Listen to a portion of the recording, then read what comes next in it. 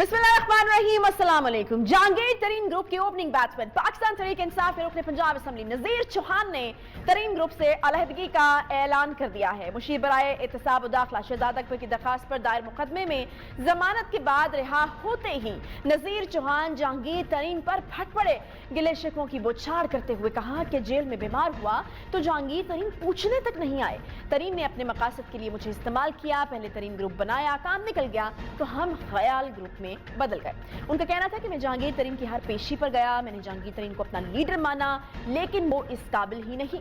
मेरा एक ही लीडर है और रहेगा, उसका नाम इमरान खान है। नज़ीर चौहान साहब ने यहां तक कह डाला कि जहांगीर तरीन को शर्म आनी चाहिए कि उन्होंने अस्पताल आकर मेरा हाल तक नहीं पूछा।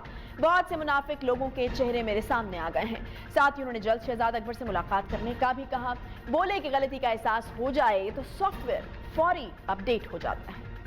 एक ही लीडर है, उसका नाम वज़ीर आज़म पाकिस्तान इमरान खान है और वो मेरा लीडर कल भी था, आज भी है और हमेशा रहेगा। मेरा जहांगीर खान तरीन के ग्रुप से कोई तल्लक नहीं है, क्योंकि जहांगीर खान तरीन ने मुझे बरमला इस्तेमाल किया और इस अपने केस के लिए इस्तेमाल करके मुझे फेंका।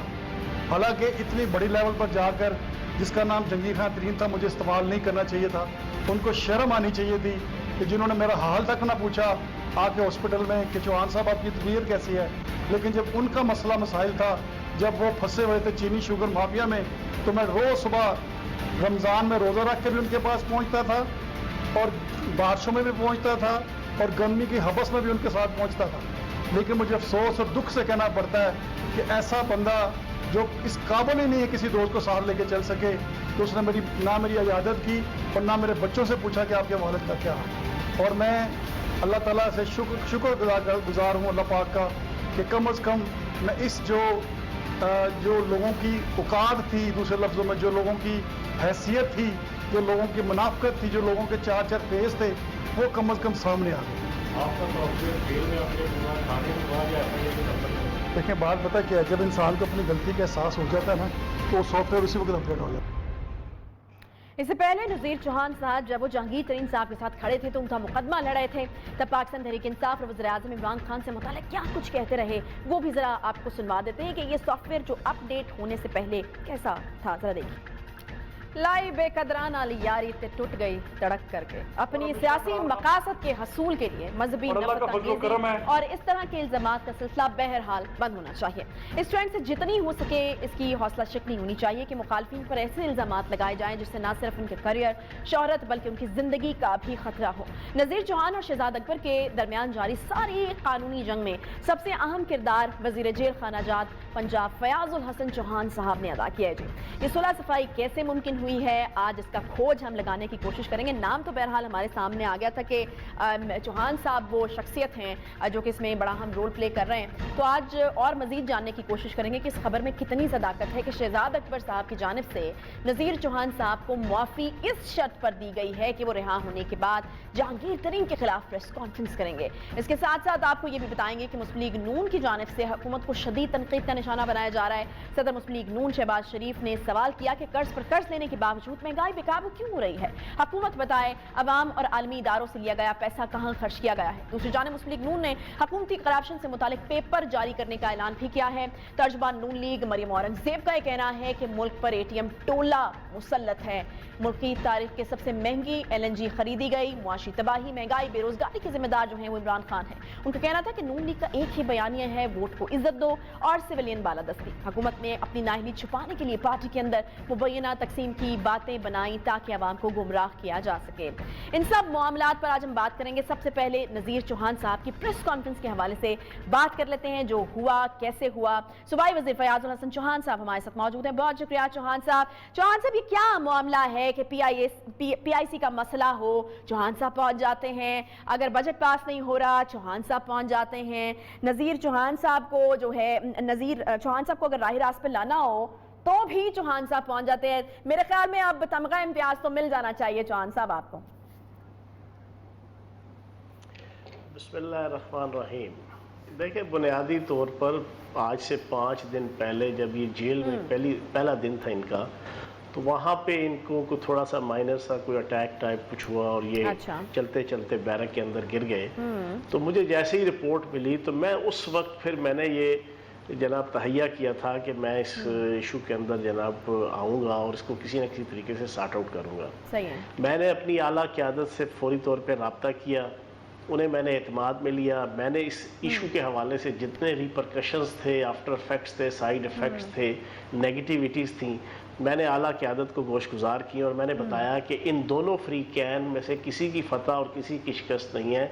ये जितना लिंगर ऑन होगा उतना पार्टी का, हुकूमत का, रियासत का, माशरे का और पाकिस्तान के इंटरनेशनल इमेज का बेड़ा गर्क और सत्यानाश फिरेगा। सही है। तो फिर उसके ऊपर आला क़यादत ने मुझे इस पूरा इख्तियार दिया कि आप इसको जिस अंदाज से भी अच्छे तरीके से सॉर्ट आउट कर सकते हैं आप इसको करें, आप इनिशिएटिव लें। ये मैंने इख्तियार लेने के बाद फिर आज से 5 दिन पहले मैं 9 बजे मुल्तान से वापस आया था जना विजिट करके जेल का, और वहाँ से थका हुआ पहुँचा था तो मुझे पता चला आईजी जेल खाना जाते सिचुएशन बताई। तो फिर 9 से लेके रात 1:30 बजे तक मैंने उस दिन फिर जनाब गया हूँ। मैंने फौरी तौर पे जेल से हस्पताल लेकर आया नज़ीर साहब को, यहाँ पे ICU में एडमिट करवाया, इनका प्रॉपर इलाज करवा के फिर मैंने शहजाद अकबर साहब से और इन दोनों के दरमियान एक शटर डिप्लोमेसी करवा के बड़ी मुश्किल से जो है ना को 5 घंटे लगे।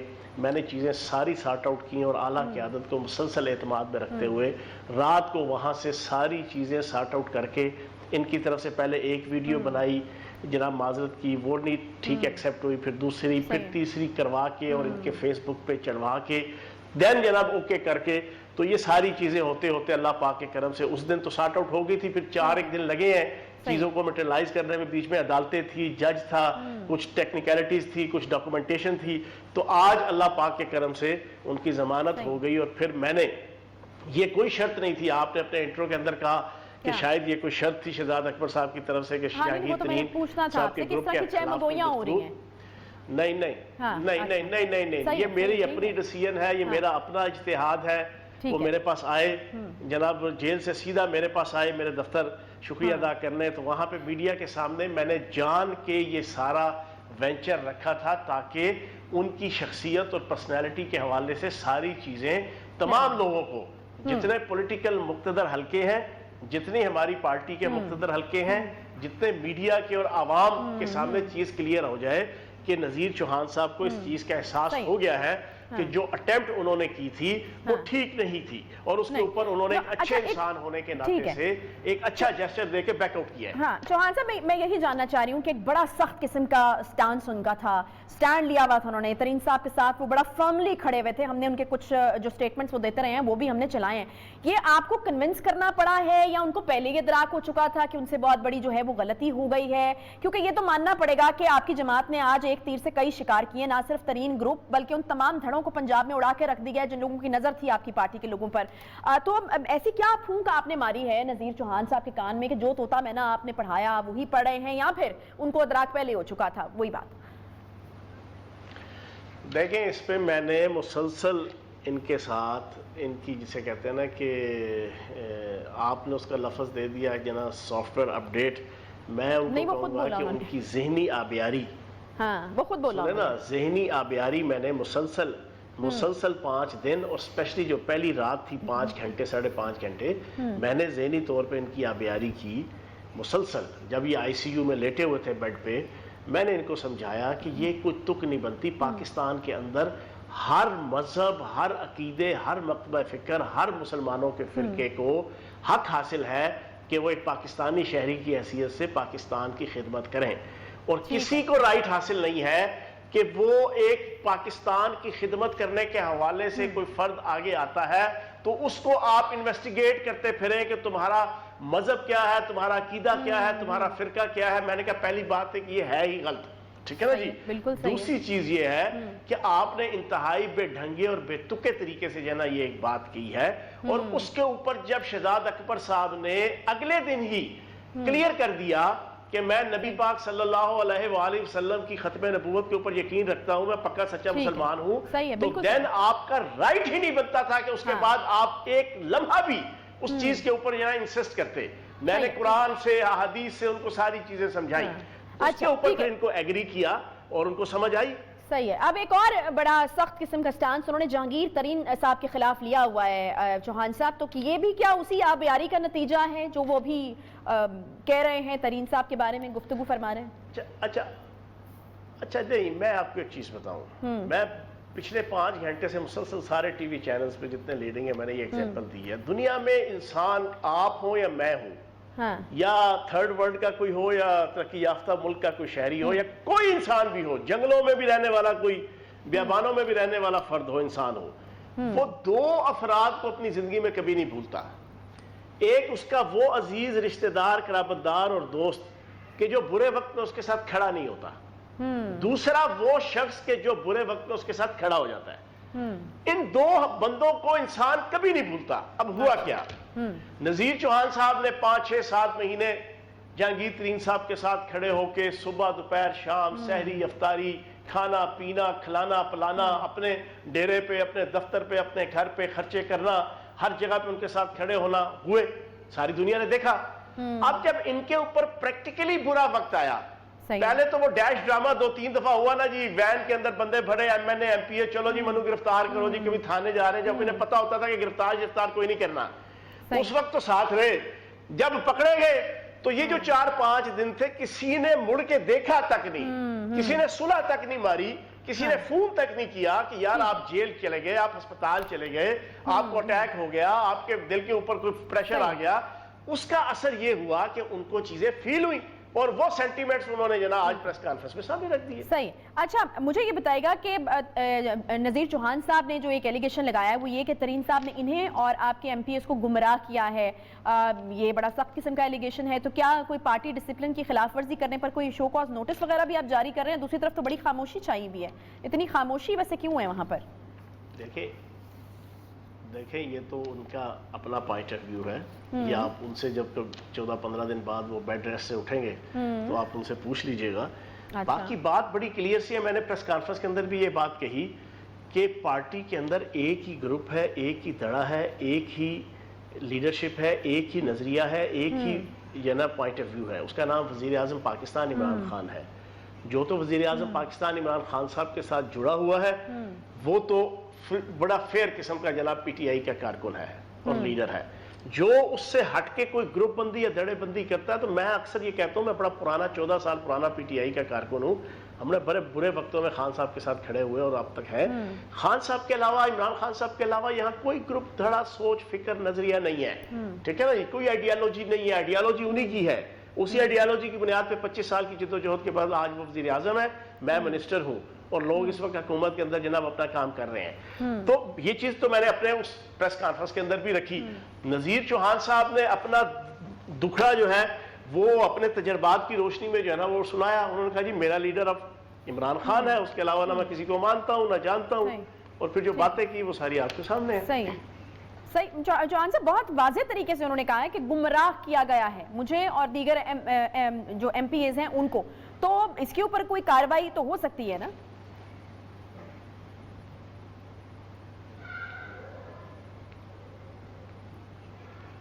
چوہان صاحب آواز آ رہی ہے آپ کو؟ اب آ رہی ہے، بیچ میں جو کٹ گئی تھی۔ میں وہی پوچھ رہی ہوں کہ بڑا کلیئرلی انہوں نے کہا کہ ان کو اور دیگر جو ایم پی ایز ہیں ان کو گمراہ کیا گیا تھا، تو یہ تو بڑا کلیئر ایلیگیشن ہے، تو اس کے اوپر کوئی کارروائی ہو سکتی ہے ترین صاحب کے اوپر؟ دیکھیں بات یہ ہے کہ ترین صاحب کا اور ان کے گروپ کا تو فرام ڈے فرسٹ سے یہ کہنا ہے نا کہ ہم پارٹی کے اندر ہیں، پارٹی کے اندر رہیں گے، ہمارا لیڈر عمران خان ہے، وہ تو ان کا پوائنٹ آف ویو بڑا کلیئر ہے۔ تو پارٹی کے اندر رہتے ہوئے اگر وہ پارٹی کے اندر رہتے ہوئے اگر وہ گمراہ کر رہے ہیں آپ کے پارٹی کے لوگوں کو تو it's fine, P T I کو کوئی مسئلہ نہیں ہے۔ نہیں، میں یہ نہیں بات کہہ رہا، یہ تو نذیر چوہان صاحب نے اپنا غم اور غصہ اتارا ہے، میں نے تو لفظ یوز نہیں کیا گمراہ کرنے کا نا، میں نے تو نہیں کیا۔ ٹھیک ہے جی، صحیح ہے، بہت شکریہ فیاض الحسن چوہان صاحب، صوبائی وزیر پنجاب ہمارے ساتھ موجود۔ ایک چھوٹا سا بریک لیں گے، بریک میں واپس آتے ہیں، ساتھ رہیے۔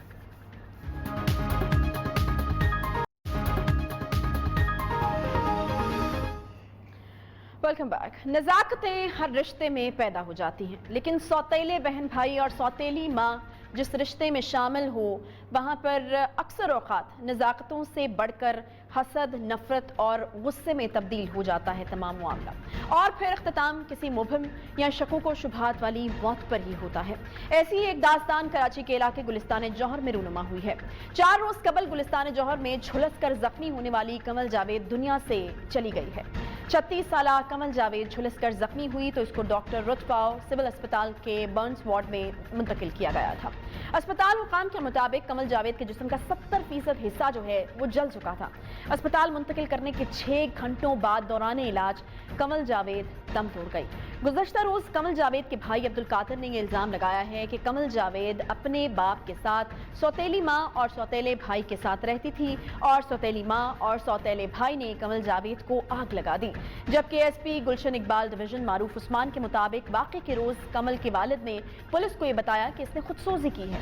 भाई अब्दुल कादिर के मुताबिक कमल जावेद गैर शादीशुदा थी और वो स्टेप फैमिली के साथ रह रही थी। ये पहला वाक़या नहीं जब उसको मारा गया। इससे कबल सौतेली माँ और भाई कमल जावेद को मुतादिद बार मारपीट किया करते थे। जो स्टोरी हमने इन्वेस्टिगेट की है उसके मुताबिक कमल जावेद की वालिदा का इंतकाल जो है वो बचपन में सबसे छोटे भाई की पैदाइश पर हो गया था, जिसके बाद कमल जावेद के वालिद जावेद अफसल ने अपनी मरहूम बीवी की छोटी बहन और बच्चों की सगी खाला तनवीर से शादी कर ली थी। शादी के कुछ ही अरसे बाद सौतेली वालिदा और सगे वालिद का जो रवैया है वो साबका बीवी के बच्चों के साथ अचानक तब्दील होना जो है वो शुरू हो गया। बाप अगर बीवी के कहने पर अपने सगे बच्चों को मारपीट करने लगे तो यकीनन सूरत हाल खराब होगी। बात यहाँ तक ही नहीं रही, सौतेले भाई ने भी आयशा जावेद और कमल जावेद को बाप के सामने मारना पीटना शुरू किया। इसी नफरत अंगेज रवैये की वजह से आयशा जावेद और भाई अब्दुल कादिर समेत घर छोड़ गए, मगर कमल जावेद को बाप ने घर में रख लिया। आहिस्ता आहिस्ता मारपीट का सिलसिला बढ़ गया। सौतेली माँ ने अपने ही बहन के बच्चों के खिलाफ बाप के जहन में नफरत भर दी। पुलिस स्टेशन में दर्ज FIR के मुताबिक भाई अब्दुल कादिर के बकौल सौतेली माँ और सौतेला भाई कमल जावेद की शादी नहीं होने दे रहे थे। हमारी मालूमात के मुताबिक कमल जावेद के रिश्ते के लिए एक फैमिली उनको घर पर देखने आ रही थी, मगर कमल जावेद की किस्मत में शायद शादी का लाल जोड़ा नहीं था। सौतेली माँ, भाई और सगे बाप की नफरत ही लिखी थी और वही नफरत कमल जावेद को मौत के घाट उतार गई। मुकदमा दर्ज होने के बावजूद ताहाल किसी को गिरफ्तार नहीं किया जा सका है। इसी मामले के पर बात करने के लिए हमारे साथ मौजूद हैं जी आयशा जावेद, जो कि बहन हैं मकतूल कमल जावेद की। आयशा, सबसे पहले तो मेरी तरफ से बहुत ज़्यादा ताज़ियत जो है वो कबूल कीजिए। एक इंतहाई जिसको कहते हैं कि दिल दुखाने वाला एक वाक़या है। यकीनन इस वक्त आप बहुत दुखी होंगी, किसी भी तरीके से जो है आपके इस गम का मदावा नहीं हो सकता। मैं आपसे ये जानना चाहूँगी कि जो मुकदमा दर्ज किया गया और आपके भाई के मुताबिक कमल जावेद को सौतेली माँ और सौतेले भाई ने आग लगाई थी, आप हमें बता सकती हैं कि आखिर मामला इस नहज पर कैसे पहुंचा होगा? यकीनन आपकी बात तो अपनी बहन से होती रही होगी।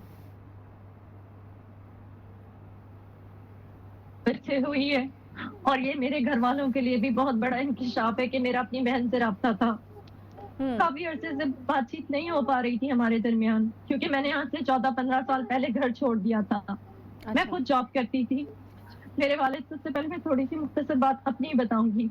मैं खुद जॉब करती थी। मेरे घर में मेरे साथ तशद्दुद, मारपीट होती थी। जब मैं जॉब पे जाती थी मैं अपने ऑफिस की लड़कियों को बताती थी कि मेरे साथ ये हालात है। उन्होंने मुझे बहुत अच्छे मशवरे दिए। शायद अगर मैंने उनके मशवरों पर अमल ना किया होता तो शायद आज मैं जिंदा ही ना होती। मेरी मैनेजर ने मेरा बहुत बड़ा साथ दिया था।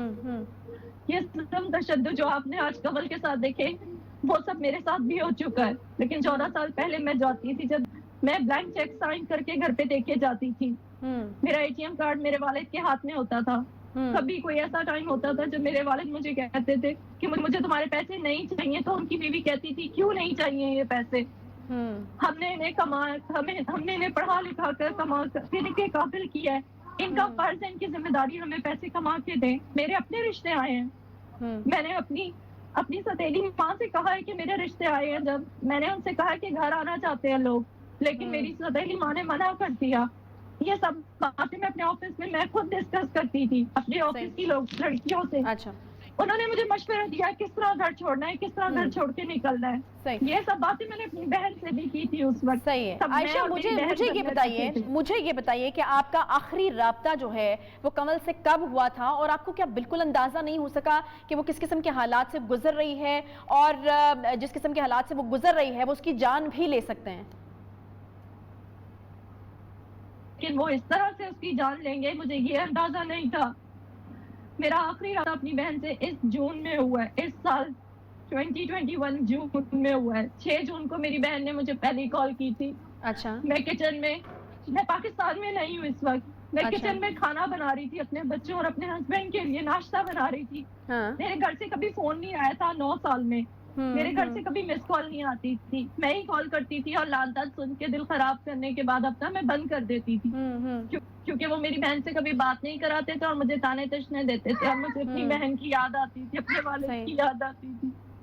زیادہ تر فون ان کی جو بیوی ہے تنویر وہی اٹھاتی تھی یا پھر ان کا بیٹا موئن, اور لان تان کر کے موسٹلی وہ بند کر دیتے تھے. اگر کبھی میرے والد سے بات کراتے بھی تھے تو اس طرح سے بات کراتے تھے کہ میرے والد کا رویہ کا ہوتا میرے ساتھ کسی سے پتہ نہیں میں کیا حقیقی چیز ہوں, میں کیا ہوں, کیونکہ میں ان کی بیوی کی باتیں نہیں مانتی تھی. ان کی بیوی سب سے بڑی بات مجھے کہتی تھی کہ اپنے شوہر سے طلاق لو, واپس آؤ, اور میں طلاق لے کے واپس نہیں آؤں گی. سب سے بڑی بات یہ تھی. میں کہتی تھی میری بہن سے بات کرا دے, میری بہن سے میری بات نہیں کراتے تھے. کیا کہا آپ سے کمل نے کیا کہا جب اس کا رابطہ آپ سے ہوا؟ کوئی اس حوالے سے ذکر کیا کہ اس پر بہت بدترین تشدد ہو رہا ہے, اس کی جان کو خطرہ ہے؟ سب سے پہلے 6 جون کو سب سے پہلے میری بہن نے مجھے مس کال دی. میں نے غصے میں دیکھا کہ کیا مسئلہ ہے, مجھے آج انہوں نے کیا سوچ کے کال کی. دوبارہ مس کال آئی تو میں نے کہا کہیں پاپا کو تو کچھ نہیں ہو گیا, کہیں کمل کو تو کچھ نہیں ہو گیا. میں نے فوراً پلٹ کے کال بیک کی, کیونکہ وہ صرف ایک 2-3 سیکنڈ کی مس کال تھی, صرف 2-3 سیکنڈ کی مس کال اور بند ہو جاتی تھی. پھر مجھے شک ہوا کہ یہ تو میری والی بات تو نہیں ہے, کوئی مسئلہ کمل کے ساتھ ہو گیا ہے. میں نے اسی وقت کال بیک کی. جیسے میں نے کال بیک کی, کمل کی چیخوں بھری آواز تھی, باجی مجھے بچا لو, باجی تم صحیح تھی, میں غلط تھی, باجی یہ لوگ میرے ساتھ بہت برے. میں نے پوچھا کمل ریلیکس ہو جاؤ, کیا ہو گیا؟ کہتی میرے پاس اتنا ٹائم نہیں ہے, جو میں کہہ رہی ہوں وہ سنو. میں نے کہا بولو کمل کیا بات ہے, مجھے بتاؤ پوری بات. اس نے کہا باجی یہ لوگ مجھے مارتے ہیں, یہ لوگ مجھے روز مارتے ہیں, موئن مجھے بہت مارتا ہے, پاپا بھی مجھے مارتے ہیں. آپ نے میرے بارے میں کبھی پتا نہیں کیا, آپ کو پتا چلا ہے کبھی کہ میرا ہاتھ ٹوٹ گیا, میرے ہاتھ کا فریکچر ہوا ہے, میرے پاؤں کی ہڈی ٹوٹ گئی ہے, ٹخنا ٹوٹا ہے, کبھی آپ تک یہ باتیں پہنچتی ہیں؟ میں نے کہا ہاں مجھے یہ ساری باتیں پتا چلتی ہیں, مگر وہ تو شاید تم گر گئی تھی نا, تم سیڑھیوں سے گر گئی تھی. میری بہن نے کہا ایسا کچھ نہیں ہے باجی, موئن مارتا ہے, جب مجھے وہ بہت مارتا ہے تو میں جب کبھی ہاتھ کا فریکچر ہوتا ہے مجھے ڈاکٹر کے لے کے جاتے ہیں, جب پولیس آتی ہے, پولیس کیس بنانے کی کوشش ہوتی ہے, میرے والد کہتے ہیں اگر بولا تو یاد رہنا تم نے ہمارے ہی ساتھ ہے, میں تمہیں بہت برا ماروں گا. کہ باجی مجھے کہنا پڑتا ہے کہ میرے ہاتھ کا فریکچر ہوا تو میں نے کہا میں سیڑھیوں سے گر گئی. اچھا مجھے یہ بتائیے, مجھے عائشہ یہ بتائیے کہ آپ نے پھر اس کے بعد کوئی کوشش نہیں کی, جب ایک لڑکی آپ کی بہن, آپ کی سگی بہن آپ کو چیخو پکار کر کے کہہ رہی ہے کہ مجھے بچا لیں, میری جان کو خطرہ ہے, آپ کی طرف سے کوئی اقدام اٹھایا گیا, کسی سے بات کی گئی, اس کو کوئی مشورہ دیا, وہاں سے نکلنے کی کوئی کوشش کرے, کچھ کیا آپ نے؟ کو کال کی تھی, میں پاکستان میں نہیں تھی, میں نے اپنی پھوپھیوں کو کال کی, میں نے امریکہ میں اپنی پھوپھوں کو کال کی ہے, میں نے پاکستان میں اپنی پھوپھیوں کو کال کی ہے, میں نے اپنے چاچا کو بتایا, سب کو بتایا, لیکن ہم سب دور تھے, ہم پاکستان میں نہیں تھے. سب نے یہی کہا کہ عبد القادر جو میرا بھائی ہے اس کو بھیجو, وہ اس کا ولی بن کے اس کو وہاں سے بلا لے. میں خود اس کو اپنے پاس بلانے کے چکروں میں تھی کہ میں اسے یہاں بلا لیتی ہوں. میں اس کی شادی کرانا چاہ رہی تھی. میں نے اس کو کہا کہ تم ایسا کرو, گھر چھوڑ دو, گھر کی دہلیز پار کر دو, باہر دروازے سے بھائی عبد القادر اس سے چھوٹا ہے, وہ آ کے تمہیں ابھی لے جاتا ہے. لیکن میری بہن نے کہا کہ نہیں باجی, پاپا کی عزت ہے, حرف آ جائے گا, آپ دونوں چلے گئے ہیں, شاید پاپا نے برداشت کر لیا, شاید میرا جانا برداشت نہ ہو. تو عائشہ آپ لوگوں نے جب فیصلہ کیا تو کیونکہ آپ نے بڑے بدترین حالات میں فیصلہ کیا, آپ کے ساتھ بھی پرتشدد قسم کے واقعات ہوتے تھے, آپ نے اپنی چھوٹی بہن کو وہاں پر کیوں چھوڑ دیا اگر آپ کو پتا تھا کہ وہاں پر اس طرح کے حالات ہیں؟ تو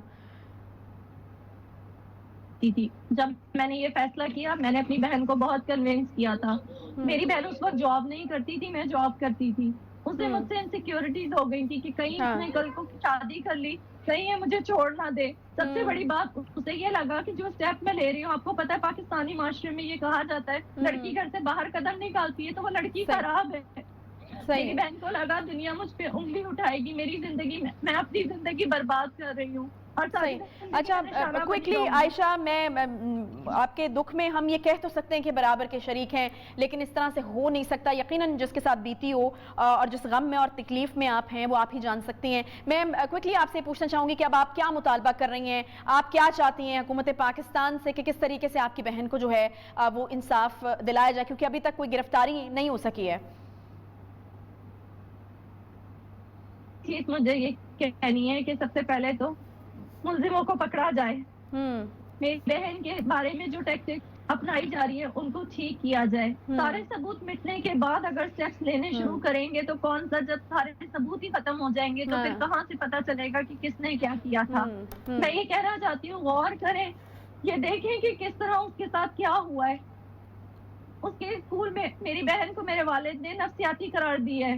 انہوں نے جو میرے والد نے اس کے بارے میں کرنے کی کوشش کی کہ وہ نفسیاتی تھی. میری بہن نفسیاتی نہیں تھی. میری اس سے واٹس ایپ پہ جو باتیں ہوئی ہیں میرا اور میری بہن کا جون کے مہینے کا سارا ڈیٹا نکالے، وائس ڈیٹا، جس میں میری بہن نے مجھ سے ساری باتیں کی ہیں. نہ صرف یہ کہ اپنے بہت شکریہ. ٹائم ہمارے پاس، آئی ایم سوری عائشہ، میں آپ سے اور بات کرنا چاہتی تھی لیکن ٹائم ہمارے پاس کم ہے، اور جس طرح کی عائشہ نے اپیل کی ہے کہ ان کی بہن کو جو ہے وہ انصاف ملنا چاہیے. ہر گزرتے دن کے ساتھ نئے سے نیا واقعہ جو ہے وہ خواتین کے ساتھ اس طرح کے ظلم و ستم کا ہوتا جا رہا ہے. یہاں پر تو خون سفید ہو گیا، لیکن خون بھی سفید جو ہے وہ اکثر بیٹیوں کے لیے ہوتا ہے، لڑکیوں کے لیے ہوتا ہے، خواتین کے لیے ہوتا ہے. یہ بھی ایک المیہ ہے. جی ایک چھوٹا سا بریک کوئکلی لیتے ہیں، بریک کے بعد واپس آئیں گے ساتھ میں.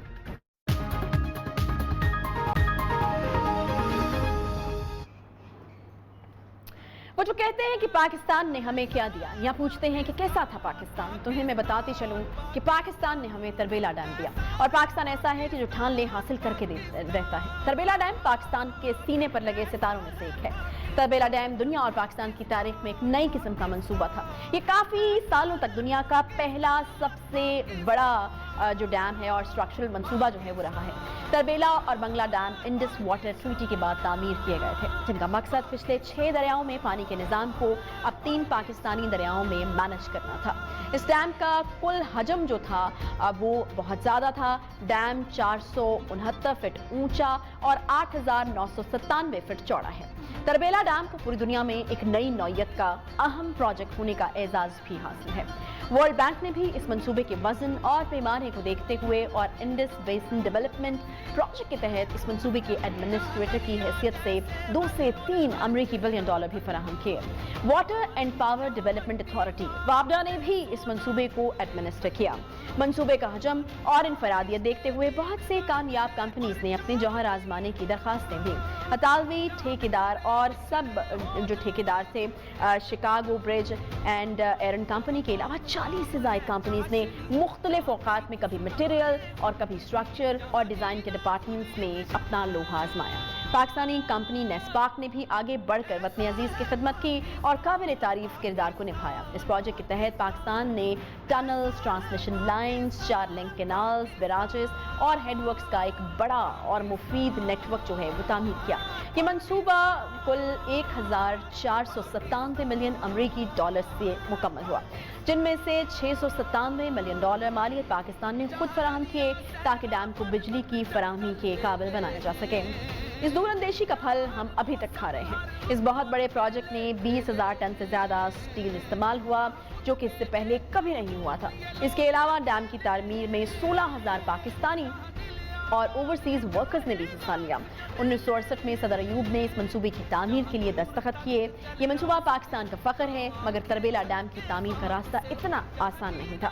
اس سفر میں بہت سی مشکلات درپیش آئیں، جن کا پاکستان نے بڑی بہادری سے مقابلہ کیا. تربیلا ڈیم نے زراعت کے شعبے اور بجلی کی پیداوار کو بے پناہ فائدہ پہنچایا. تربیلا ڈیم کی متوقع عمر 50 سال تھی، لیکن اچھی تعمیراتی منصوبہ بندی کی وجہ سے ڈیم میں کم کیچڑ جمع ہوا ہے اور نئے اندازے کے مطابق 85 سال کی متوقع عمر کا تخمینہ بھی لگایا گیا ہے. اس کے علاوہ 1986 میں ورلڈ بینک کی